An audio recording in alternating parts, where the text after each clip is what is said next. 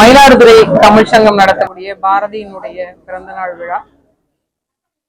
பாரதி இந்த மக்களுக்காகவும் இந்த மண்ணுக்காகவும் சுதந்திர போராட்டத்திற்காகவும் பெண்களுடைய எழுச்சிக்காகவும் அவர்களுடைய விடுதலைக்காகவும் கனவு கண்ட ஒரு மாபெரும் மனிதன். அவன் எந்த காலகட்டத்திற்கும் தேவையான ஒரு கால கண்ணாடியாக இந்த நிலத்தில் இருந்திருக்கிறான் என்பதை பறைசாற்றவும் அவனுடைய கனவுகள் மெய்ப்பட வேண்டும் என்று அடுத்த தலைமுறைக்கு இதை கடத்த வேண்டும் என்பதன் நோக்கமாக மயிலாடுதுறை தமிழ் சங்கம் மரியாதைக்குரிய அந்த சங்கத்தினுடைய நிறுவனர் தலைவர் ஜெனிஃபர் பவுல்ராஜ் அண்ணன் அவர்களும் அவரோடு இணைந்து துணை நிற்கக்கூடிய அனைத்து உறவுகளும் சேர்ந்து இந்த ஒரு நிகழ்வை முன்னெடுத்திருக்காங்க. அதுக்கு சிறப்பு அழைப்பாளரா நான் பேசினதிலையும் பங்கு கொண்டதிலையும் தமிழோடு கலந்ததிலையும் தமிழோடு உறவாடியதிலும் உரையாடியதிலும் பெரும் மகிழ்ச்சியும் உவகையும் கொள்றேன். நான் இந்த நிகழ்வு ஒவ்வொரு தமிழர்களும் கொண்டாடப்பட வேண்டிய ஒரு நிகழ்வு. ஏன்னா அவன் பாட்டுக்கு ஒரு தலைவனாக மட்டுமில்லை, ஒரு சுதந்திர போராட்டத்திற்கான வித்தாகும் தமிழனுக்கான வீரத்தையும் அவனுடைய பலத்தையும் பறைசாற்றுவதற்கான பல்வேறு கருத்துக்களை எடுத்து சொன்னவன்.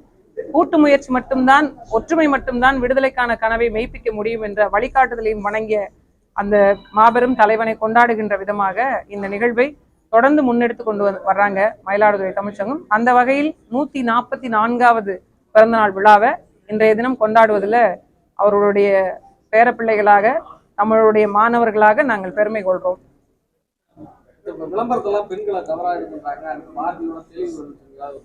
அது மிக குறிப்பா நாங்கள் ஏன் இந்த ஒரு விஷயத்தை நான் பேசினேன்னா, பெண்கள் ஆக பெரும் ஆற்றல் படைத்தவங்க. அதை ஒரு கட்டத்துக்குள்ள சுருக்குறதும், ஒரு வீட்டுல இருக்கிற ஒரு சமையல் வேலையா இருக்கட்டும் அல்லது கழிவறை சுத்தம் செய்யறதா இருக்கட்டும், இல்ல ஒரு சில விளம்பரங்களுக்கு பெண்களை மட்டுமே ஒரு முன்னிலைப்படுத்தி அதாவது ஒரு காரண பொருளாக மாற்றி பயன்படுத்துவது ஏற்கவே முடியாத ஒன்றா இருக்கும். ஒரு ஒரு ஒரு விளம்பரம் வருது, ஒரு கழிவறையை சுத்தம் செய்யக்கூடியதாக ஒருத்தர் உள்ள அந்த வீட்டினுடைய பெண்மணிக்கு சொல்லித்தராங்க. ஒரு கழிவறையை சுத்தம் செய்வது அந்த வீட்டுல பயன்படுத்தக்கூடியவர்கள் ஆண்களா இருக்கட்டும் பெண்களா இருக்கட்டும் எல்லாருக்குமே செய்யலாம் இல்லையா? அவங்களுக்கான சம பங்கீடு பேசுறோம். இல்ல அவங்களுடைய வீட்டு கழிவறை அதை சுத்தம் செய்யறதுல அவங்க பயன்படுத்துறாங்க, அதுல எந்த தவறும் இல்லை. அதை குறிப்பா அதை பெண்களுக்கு மட்டும் செய்வது, சமையல் விளம்பரமா அதை பெண்களை மட்டும் காண்பிப்பது அப்படிங்கிறது ஒரு சில விளம்பரங்கள்ல நாம் ஆணையும் சேர்த்து காண்பிக்கிறத பாக்குறோம். ஆனா பெண்களை மட்டுமே மையப்படுத்தி செய்யறது, அவங்கள போக பொருளா பாக்குறது, பல சினிமாக்கள்ல சம்பந்தமே இல்லாத கதைக்கு தொடர்பு இல்லாத பெண்களை நடனமாட செய்வது, அதுவும் மதுபான குடிப்பகங்கள்ல நடனமாட செய்வது, இது போன்ற இடத்துல மட்டும் பெண்களை நீங்க பார்க்காதீங்க. அப்படி ஒரு பார்வையில் பெண்கள் இல்லை. அவர்களுக்கு மிகப்பெரிய வலிமை இருக்கு, திறன் இருக்கு. அவங்களை மாற்றிக்கொள்வதற்கான மிகப்பெரிய ஒரு வாய்ப்புகளை உருவாக்கி கொடுப்பதற்கான விடயங்களாக தான் இது அமைய வேண்டும் அப்படிங்கிறது தான் நான் அந்த கருத்தெல்லாம் முன்வைக்கிறேன். இன்று வரைக்கும் பெண் சுதந்திரம் அப்படின்னு பேசி கொண்டிருக்கிறோம். ஆனா நம்ம வீட்டுல நம்ம எந்த அளவுக்கு வச்சிருக்கோம் அப்படிங்கிற கேள்வியும் நான் பாக்குறேன். அது அரசியல் பங்கீடுல இருந்து சரி, சமூக பொது பார்வைக்கும் சரி, நம்ம வீடுகள்லயும் சரி, பல்வேறு தரப்புல பெண்களுக்கான சுதந்திரம் வழங்கப்பட்டிருக்கு, பல்வேறு துறைகள்ல அவங்க சாதிச்சுட்டாங்க அப்படின்னு சொல்றாங்க. ஒரு 1000 ஆண்டு கால அடிமை பெண்கள் இப்போதுதான் கொஞ்சம் கொஞ்சமாக பேச வர்றாங்க, தனக்கான கனவுகளை மெய்ப்பிக்க வர்றாங்க, தனக்கான அரசியலை மேம்படுத்திக் கொள்ள வர்றாங்க. ஆனாலும் விமர்சனங்களா இருக்கட்டும், ஒரு பெண் இவ்வளவுதான் செய்யணும் அப்படின்ற கட்டுப்பாடா இருக்கட்டும், இதை தாண்டி அவர்கள் எதையும் யோசிக்க கூடாதுங்கிற நிலைப்பாடா இருக்கட்டும், இது வீட்டில இருந்து தொடங்கி நாடு வரை அப்படிதான் இருக்கு. அந்த வலியோடு சேர்ந்துதான் இந்த வார்த்தைகளும் வந்தது. மொழி அழிந்தால் தமிழ் அழியும் அப்படின்னு சீமான் சொன்னதை நீங்களும் திரும்பவும் எடுத்து பேசுறீங்க. இன்னமும் சீமான் அண்ணன் கூட பேசுறீங்க. இல்ல, மொழி அழிந்தால் இனம் அழியும் அப்படின்னு சொல்றது அண்ணன் சீமான் அவர்கள் சொல்லி இருக்கிறாங்க. அது ஒவ்வொருத்தரும் ஏற்றுக்கொள்ளப்பட வேண்டிய கருத்து. இந்த ஒரு சொல்லாடல் அவர் பல்வேறு விஷயங்களை சொல்லியிருக்கிறாரு. உண்மையிலே எனக்கு மொழி சார்ந்த இந்த புரிதலை ஏற்படுத்தினது அவர் தான்.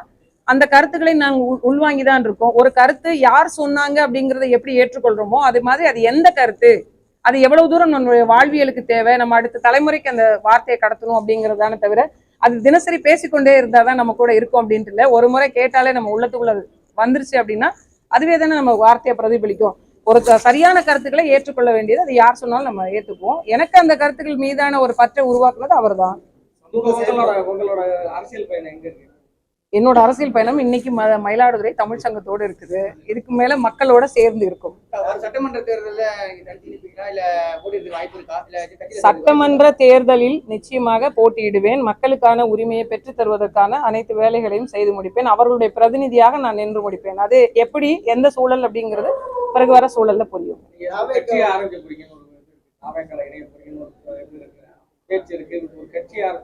இப்ப எல்லாமே நீங்களே சொல்றீங்க என்னென்ன மாதிரியான விஷயங்கள் இருக்கு அப்படின்னு. இதுக்கான முடிவை ஒரு நாள் நான் சொல்லுவேன். விஜயோட ப்ரொடியூசரா இருந்தவர் திமுக இணைஞ்சிருக்காரு. யாரு புரியல எனக்கு. விஜயோட ப்ரொடியூசரா இருந்தவர் திமுக இணைஞ்சிருக்காரு. சரி. ஆனா திமுக தாவேக்கால இப்போ ஒரு சில அரசியல் கட்சி பிரமுகர்கள் ஜாயின் பண்ணாங்க.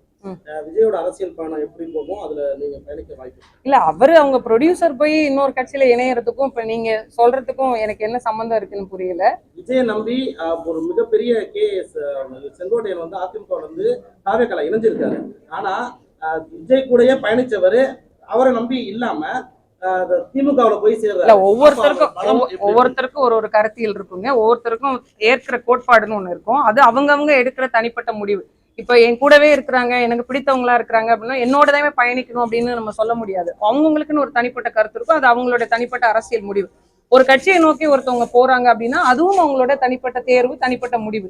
அதுக்கு பிறகு வந்து அவங்க மக்கள் பணி என்ன செய்யறாங்க அப்படின்றதுதான் கேள்விக்குரியதை தவிர ஏன் அந்த அமைப்புக்கு போனாங்க அப்படிங்கிறது கேள்விக்குரியது இல்லை. கிட்டத்தட்ட ஓராண்டு ஆயிடுச்சு. நீங்க அதே கேள்வியை நீங்க திருப்பி கேக்குறீங்க. அதுக்கான விடை அவரே நிறைய இடத்துல சொல்லியிருக்கிறாருன்னு நான் நம்புறேன். அதையே நீங்க பதிலா எடுத்துக்குவீங்கன்னு நான் நம்புறேன். எல்லா கட்சியோடையும் சொல்லியிருக்காங்க. எந்த கட்சிங்கிறத நான் ஒரு நாள் சொல்லுவேன். தேர்தலை சந்திக்கல. இப்ப அதிமுகவுல இருந்து வந்த செங்கோட்டையன் வந்து 30% வந்து வாக்குறுதி இருக்குன்னு சொல்றாங்க. இல்ல, ஒவ்வொருத்தரும் இப்ப ஒரு கட்சி நடத்துறோம் அப்படின்னா அவங்களுக்குன்னு ஒரு எதிர்பார்ப்பு இருக்கும். ஒண்ணு. ரெண்டாவது வந்து அவங்க எப்படி கள வேலைகள் செஞ்சிருக்கிறாங்க, களத்துல எவ்வளவு பேர் இருக்கிறாங்க, எப்படி எல்லாம் வேலை பயணிக்கும் அப்படிங்கறத வச்சு ஒவ்வொருத்தரும் அதுக்கான அனுமானங்களை எல்லா கட்சியும் நீங்க தமிழ்நாட்டுல இருக்கக்கூடிய நிறைய கட்சிகள் பாத்தீங்கன்னா நாங்க 50 விழுக்காடு இருக்கிறது, 100 விழுக்காடு, அதுல வாக்கு பதிவாகிறது 65ல இருந்து 70க்குள்ள பதிவாகுன்றது உங்க எல்லாருக்கும் தெரியும். ஆனா ஒவ்வொரு கட்சியும் தன் இருப்பை பேசுவதற்காக நாங்க 35 விழுக்காடு, 30 விழுக்காடு, 33 விழுக்காடு என்று அவங்க தனக்கான வரையறை வச்சு பேசுறாங்க. அது எந்த அளவுக்கு சாத்தியம் அப்படிங்கிறது தேர்தலின் போது, தேர்தல் முடிந்த பிறகு வாக்கு எண்ணிக்கையின் போது தெரியும். அவங்க அதன் அடிப்படையில அவங்களுடைய கட்டமைப்பை நகர்த்துவதும் அவங்களுடைய வேலையை செய்வதும் நம்ம யாரும் அதை தவறுன்னு சொல்ல முடியாதுங்க. நீதிபதி சுவாமிநாதன் அவங்க வெளியிட்ட அந்த அறிவிப்பை எப்படி பாக்குறீங்க? அதே போல நீதிபதி சுவாமிநாதன் வந்து நீக்கணும் அப்படின்னு மக்களவையில வந்து எதிரணியில வந்து புறக்கணிச்சிருக்காங்க. அதை எப்படி பாக்குறீங்க? இப்ப இந்த திருப்பரங்குன்ற பிரச்சனைக்கு சொல்றீங்க. இந்த திருப்பரங்குன்ற பிரச்சனையை பொறுத்த வரைக்கும் ஒரு வரலாற்று ஒரு நகர்வோடு சேர்ந்து அந்த கேள்வியும் வருது. அது எந்த மலை, அது கந்தருக்கான மலையா இல்ல வந்து உண்மையிலேயே அந்த சிக்கந்தர் மலை, அப்படி இந்த மாதிரியான நிறைய சொல்லாடல்.